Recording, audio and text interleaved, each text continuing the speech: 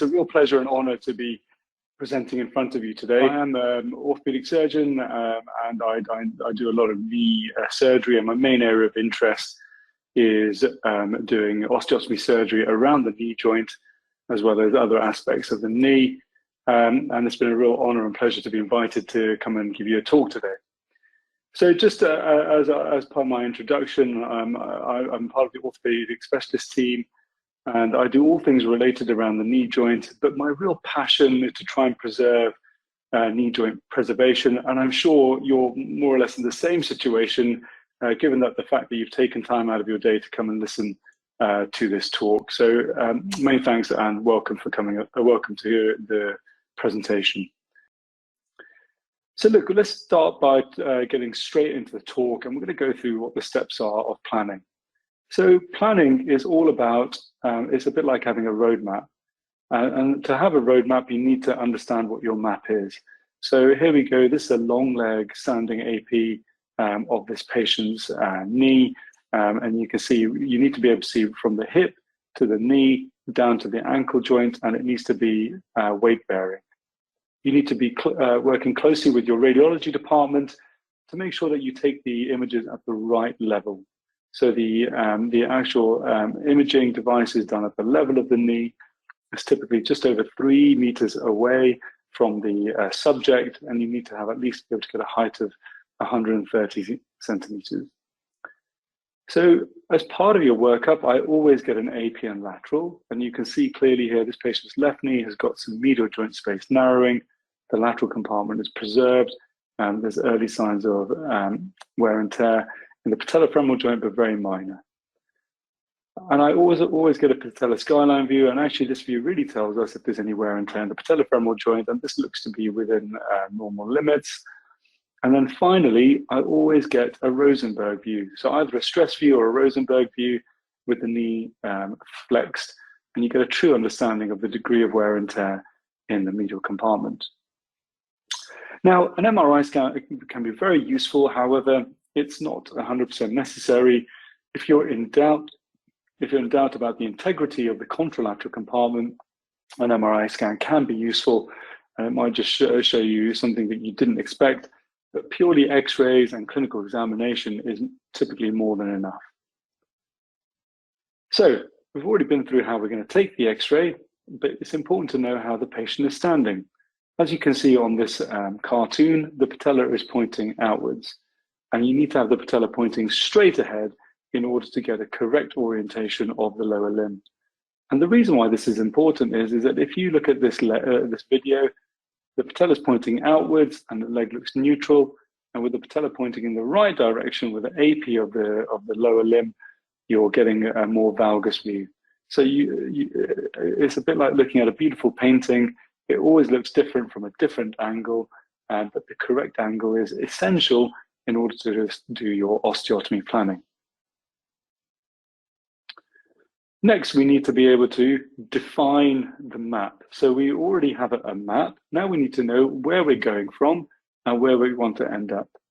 Now, there are different ways of doing this. The TraumaCad software really helps you identify the joint center, and I can demonstrate that to you in a second. But you can either do that by doing concentric circles around the hip or having an equal radius from the center point of the hip joint. So we define the joint center for the hip to be the center of the femoral head. With the knee, there are loads of different ways of defining the center of the knee joint, and that could be either using bony landmarks on the periphery of the femoral condyles or the plateau, and you can also use the soft tissue as a landmark. And if you see the blue dots, they more or less end up in the same point. So don't be hung up on where you're measuring your joint center from. It's typically very similar, whatever your landmarks are. The same can be said for the ankle joint. Whether you're using the malleolus or the talus or the soft tissue, you typically end up at a very similar point to the center of the ankle joint. So now we need to be able to know where our axes are. So for the femur, you need to know the distal femoral axis by drawing a line across the most distal point of the femoral condyles. And that's very easy to do. You do the same with the tibia, and this can be a little bit trickier. And in my practice, I use the connection between the subchondral sclerosis on the medial and lateral plateau. I'll just show you that again. So on your radiograph, typically the most sclerotic points in the tibia are the points that I take to demonstrate the proximal tibial angle. With the ankle joint, I use you can either use the distal tibial joint surface or the talus. I favor the talus, but the distal tibia is equally good. And now we need to define what the anatomic axis is. The anatomic axis is the connection between the top and the bottom, going through the midpoint of the diaphysis of a bone. Now it's really easy in the tibia because the anatomic and the mechanical axis in the tibia is the same. So going from the center of the tibia, proximal tibia, to the center of the distal tibia, and you do the same for the femur, except the anatomic axis is different to the mechanical axis.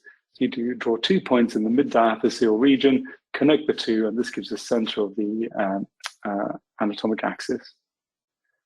The mechanical axis is essentially the weight-bearing axis, and you draw a line from the center of the femoral head down to the center of the distal femur, and this is the mechanical axis for the femur. And once again, as I said earlier, the anatomic and the mechanical axis for the tibia is the same. The variability between the femoral anatomic axis and mechanical axis is approximately 7 degrees, give or take 2 degrees. Excellent. So now we need to know the language that we're talking, because we all see these abbreviations, but we need to know what they actually mean. So whenever we refer to a small m in MLDFA, that's referring to the mechanical axis. And when we have a large M or a large L, that typically refers to medial or lateral. P and D stand for proximal and distal. And of course, femur F, tibia T. But there are only 2 real angles today that I want you to focus on, because we're talking about knee osteotomy planning. And that is the mechanical lateral distal femoral angle. That gives the angle for the femur, in the distal femur, and then the medial proximal tibial angle. And the reason why there isn't an M in front of the MPTA is because the mechanical and the anatomic axis is exactly the same. And it's very easy to remember because the range for both of these angles is between 85 and 90 degrees. So easy to remember.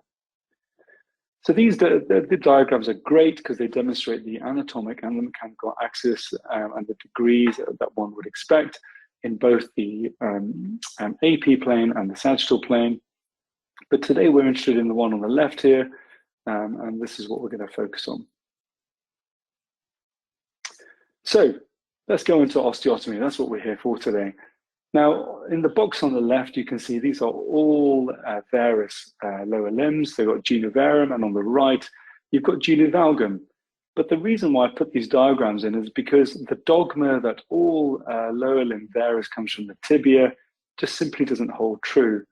It can either arise from both bones, it can even arise in the femur, and something like 10 to 15% of my varus lower limbs have deformity arising from the femur. So if you don't plan, you will never know that, and you will always do tibial correction, and that will give you a secondary deformity.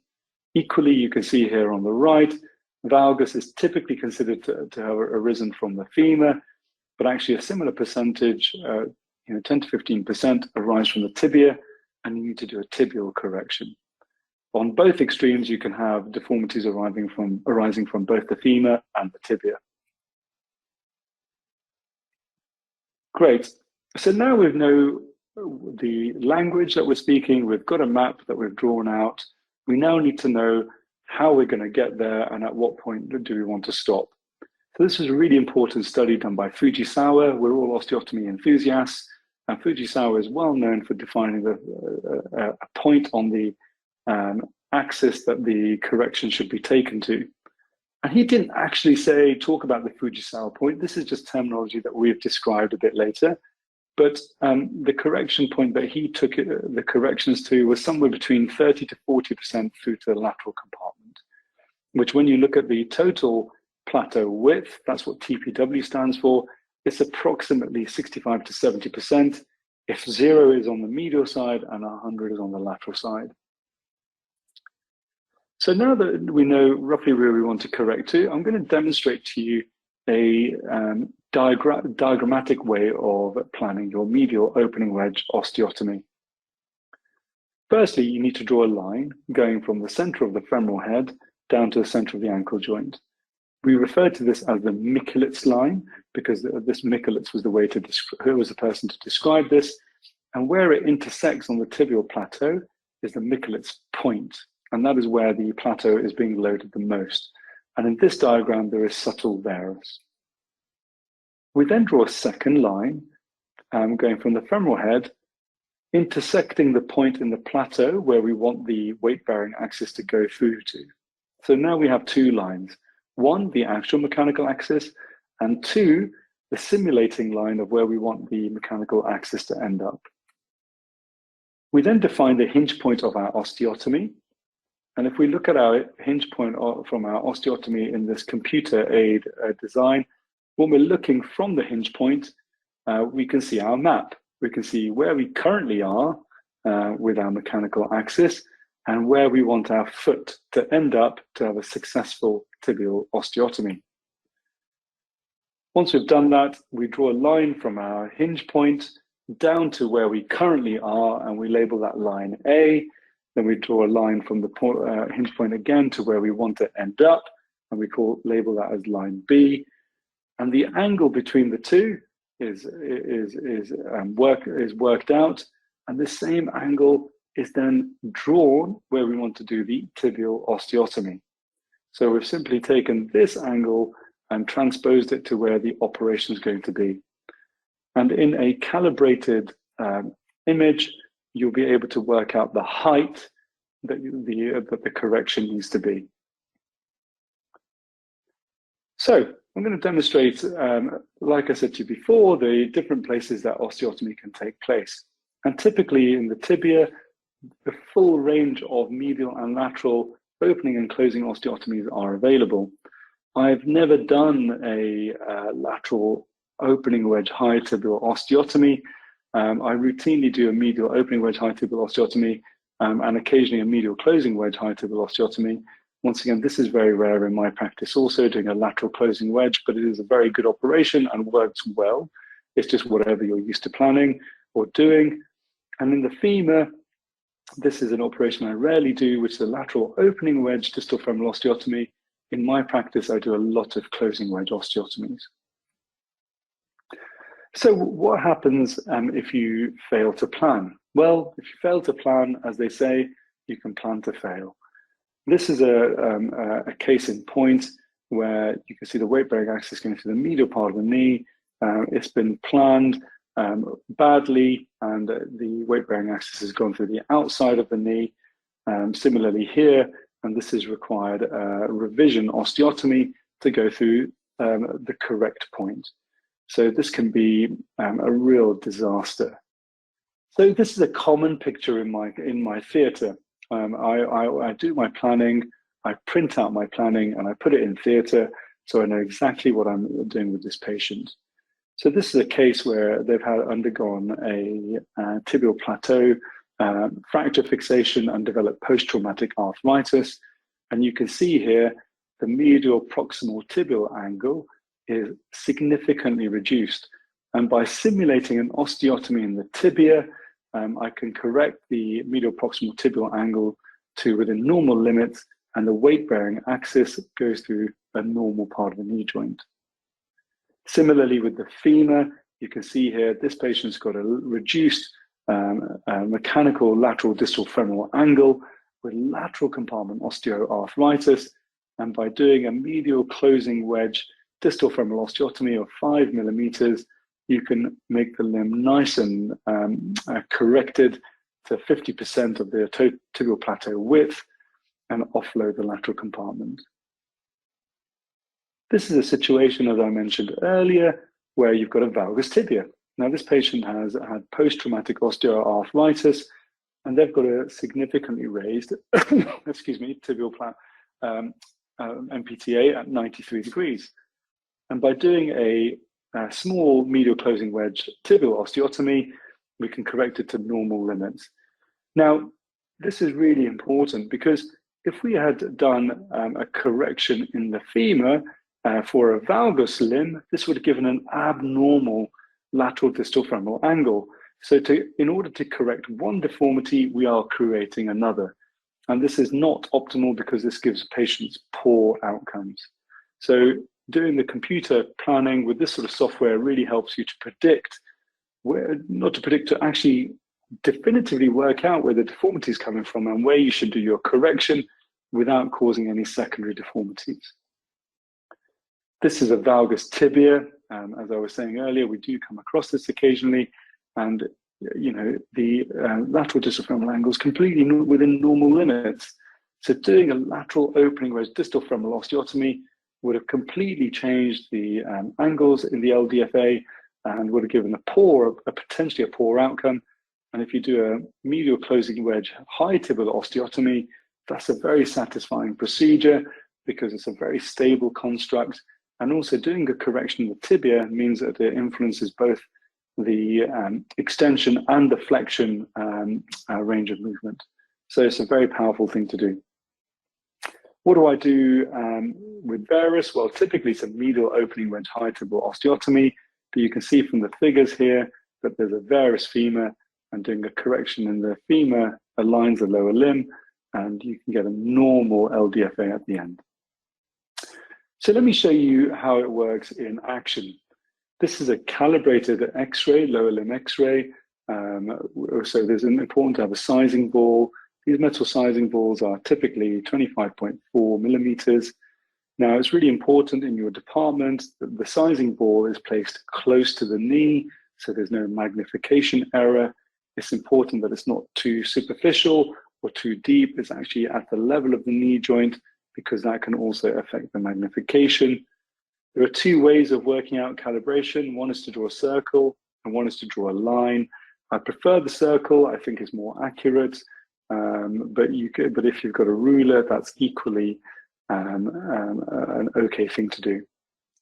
So I tell the software that I'm doing a unilateral planning, and I roughly mark out the points the wizard would like me to. As you can see, there's an animation on the left and a magnifying element on the top left, and I can work out roughly where those anatomical marks are, and by zooming in, I can make it accurate.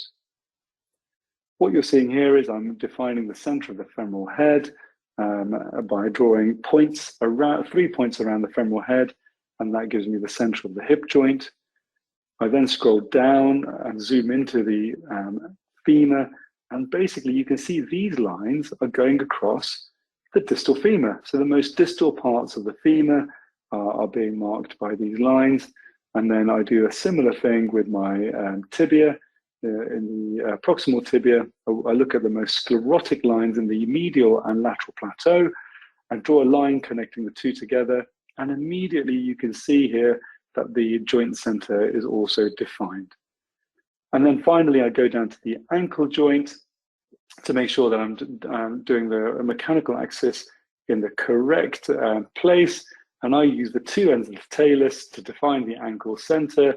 It's a very consistent landmark, and you can see that's nicely centered on the talus, on the ankle joint. So if we look at the figures on the left here, you can clearly see the only deformity in this varus aligned limb is in the MPTA, so the medial proximal tibial angle. So we need to do the correction in the tibia. So I mark out the point, I ask the computer to define the tibia, and to allow me to do my osteotomy, it gives me a hinge point. So you can see there are two orange circles. Around one of the orange circles is an additional red circle, and that is where my hinge point is going to be for my tibial osteotomy. And the other end is exactly where I would do my surgery and where I would want my osteotomy to be. Now, a common question I get asked is where do you put your hinge point? And it's typically about 1 centimeter away from the lateral cortex, and that can be defined. In this case, I've gone to around 7 millimeters. I try and go as close as I dare, because then that reduces the risk of an intra-articular hinge fracture. And then once I've defined that, the points of where I start and where I want to finish, I then need to work out where I want my mechanical axis to end up. So how do I do that? Well, I draw a line, the same line as my sort of proximal tibial angle going across the total tibial plateau width. And you can see this plateau width has given me a typical measurement of around 78 millimeters. I then jump on my calculator and work out 55% of the tibial plateau width and draw a ruler mark, again, whatever that figure is. And in this case, you can see that I've drawn it around about 46 millimeters. So now I know where my current weight-bearing axis is and where I want to end up. I'm being very precise with this. You can get to 0.1 of a millimeter. And I do enjoy being precise with this, because if you're precise with this, you're going to be precise with your surgery. And so whatever that measurement is, take 45% of the total plateau width, and you can see here it's 43 millimeters. So now we're ready to do the osteotomy. And you simply tell the computer to do the finish and cut, and it defines the two segments based on where you want your osteotomy to be. As you see, I've already put the hinge point and where the osteotomy is going to start. And so now I'm happy to press the button, and in doing so, it split the two into two separate halves. I now have a yellow circle at the top there, and that allows me to rotate at the hinge point, and you'll see this yellow line coming here. It will go across as we open up the tibial osteotomy, like so. It's really easy. And you can see the osteotomy is being simulated, and I'm taking the mechanical axis up to the point where I would like to do my osteotomy correction. And once again, you can be really accurate, and you can see here in the top left that my MPTA still stays within normal limits. Now, there's a lot of good literature to show that you can take your MPTA up to around 94, but in this case, that was not required. And here, the osteotomy that we need to do is a 10.3 millimeter medial opening wedge osteotomy. So, just to go through that one last time, you can see a patient here has got valgus with a lateral distal femoral angle of 83 degrees. I prefer to do medial closing wedge osteotomy, and that's what I've defined here with my hinge point just above the lateral femoral condyle. I've defined the length of the tibial plateau width, and with this I go across 45% so that I can offload the lateral compartment into the medial compartment. And by simply doing a medial closing wedge distal femoral osteotomy of 5.3 millimeters, you can see that the weight-bearing axis is now going through the middle of the knee. So it's offloading the lateral compartment. We do the same with a medial opening wedge tibial osteotomy, as I just demonstrated. And here's a before picture, and here's an after picture. Great.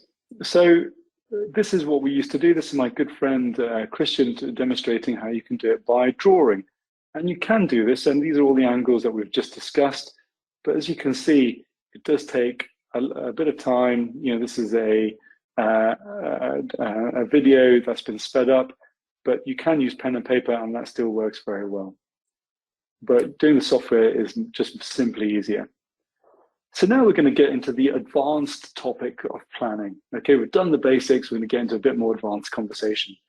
You can clearly see here that this patient has got a weight-bearing axis going through the medial part of the knee joint. And if we want to correct it to the lateral tibial spine, or 55% of the tibial plateau width, you can see in doing so, you create a huge a change in the shape of the proximal tibia. So the MPTA changes dramatically. And we know that's a bad thing to do, because you can change the joint line obliquity if you're going more than 4 degrees of the MPTA. So you can go up to 94. And the paper by Babis was the most seminal paper in this, to demonstrate that if you do create a secondary deformity, it can cause excessive shear forces across the tibia, and you need to consider doing an osteotomy across the femur and the tibia. And the survivorship of a double level osteotomy is great. with 96% surviving at 7 years. So you can see once again, here's a line going through the medial side. This is a Michaelis line where we want the tibia to end up.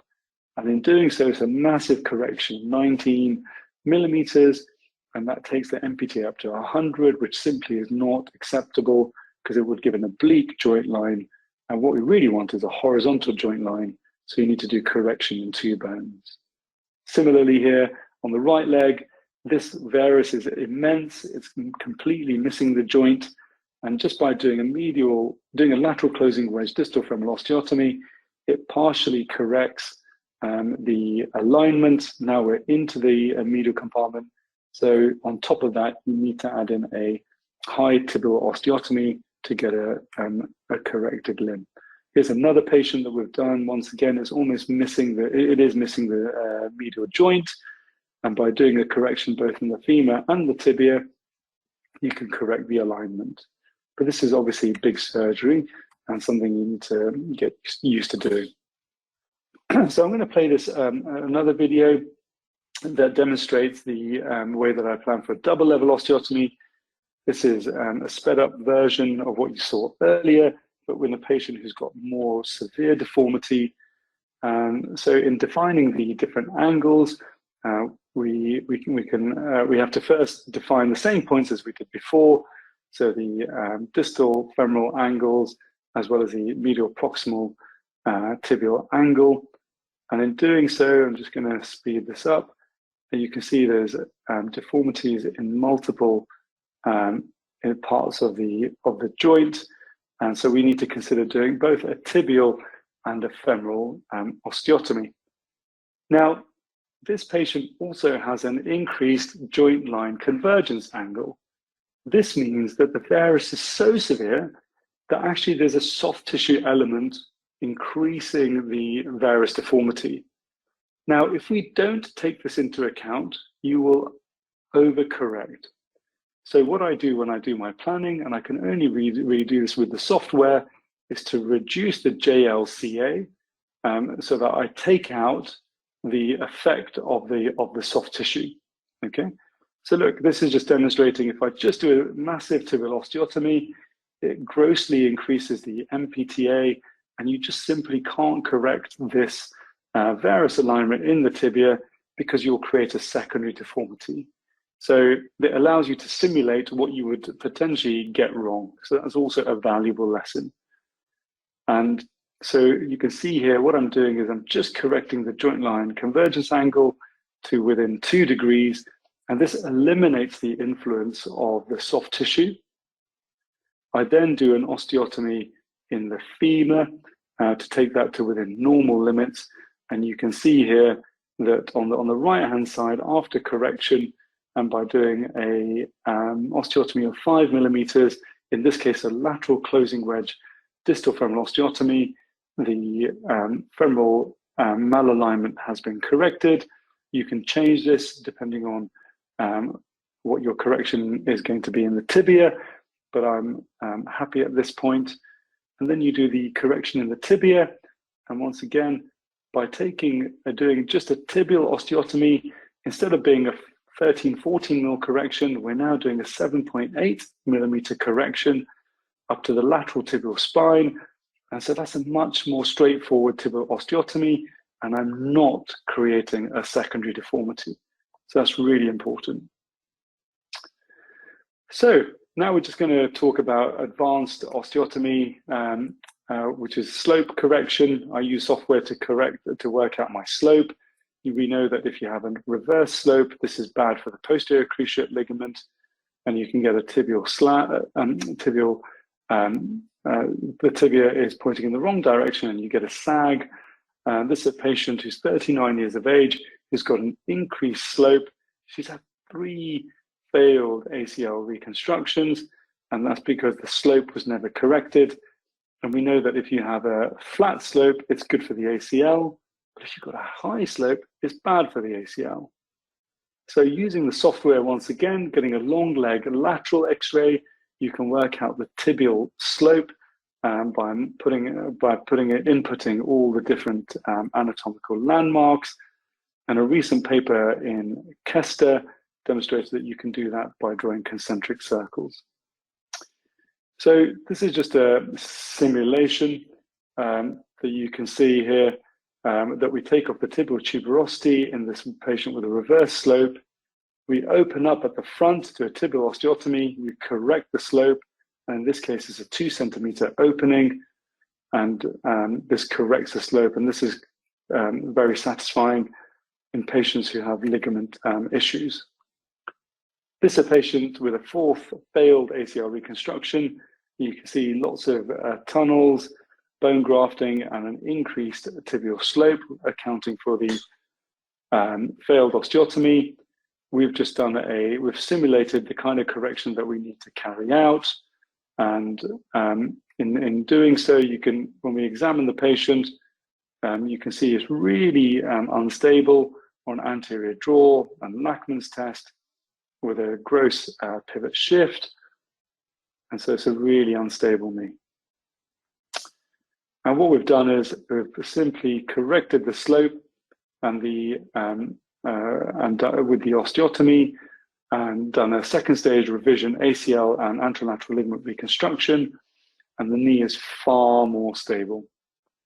So just doing the osteotomy alone is incredibly a powerful thing to do, but we've supplemented it with a revision ACL reconstruction, and the Lachman's test and anterior draw test is all negative.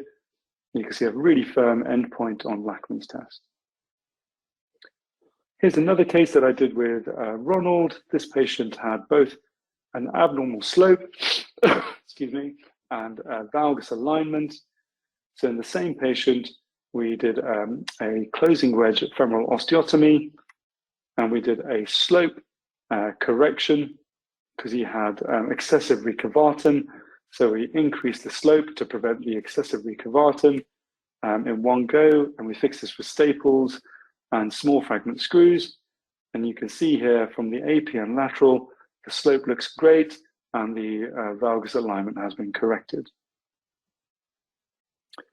So in summary, my TraumaCad experience demonstrates that for me is that I get multiple options in my planning, and I can really think about what I'm going to do for my patient. You can work out the CORA as you go along. The wizard is very intuitive. It helps you to mark out the correct points. You can simulate all the changes that you want to, and eventually get to the one that you think is the best one for the patient. In my practice, I can put my plans into my PACS system, and that is good for medical legal aspects to demonstrate that you've actually planned your surgery and what you're aiming for. It's also really good for arthroplasty, and we use it routinely for that. I must emphasize it's really important to know traditional techniques of how to work out your planning, know the nomenclature so that we all speak the same language. We've got people here from all around the world that are dialing in. So we all speak the same language as we do with any papers that we write. It's important to know the nomenclature. Do think about the soft tissue involvement when you've got an increase JLCA, so joint line convergence angle. Always use calibrated X-ray for software planning, and always learn the paper version before you do the digital.